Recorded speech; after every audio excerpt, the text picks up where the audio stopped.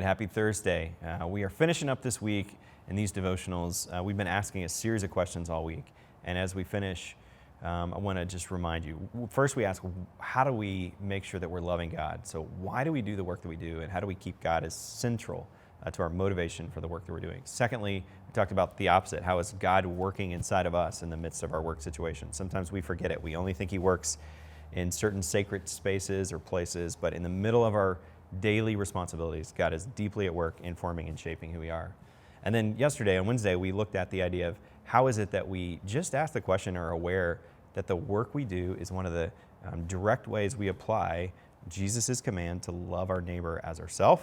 It's a great question to ask. And then today, I want to ask a similar question to Tuesday, and then how is it that in those relationships with other people, attempting to love or even coexist with those who we work with or find ourselves working alongside, how is it that that is a place that God is also forming and shaping our lives? So today, we're thinking about the interactions with our coworkers, with our clients, with our customers, with those in which we work and serve every single day. So as a reminder, God is shaping you through the interactions you have.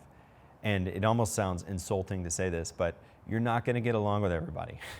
You're not going to have a boss that you always agree with or a coworker in which you see the world the same way.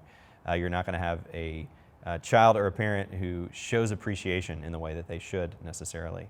And it's in the midst of those challenges with other people specifically, when the rub hits, when the pain comes, when the brokenness is felt oftentimes. Sometimes it's in that very place in which God is, again, inviting us to come to him with those challenges that we face and realize that the Holy Spirit is forming and shaping us to be more dependent on God in the midst of those relationships. The challenges can be some of the ways which God is shaping us. So we get to ask the question around sometimes with coworkers, have you ever prayed for a coworker or a client, right? Have you ever thought to yourself, how do I take this situation to God and ask, what is it that God is revealing about me?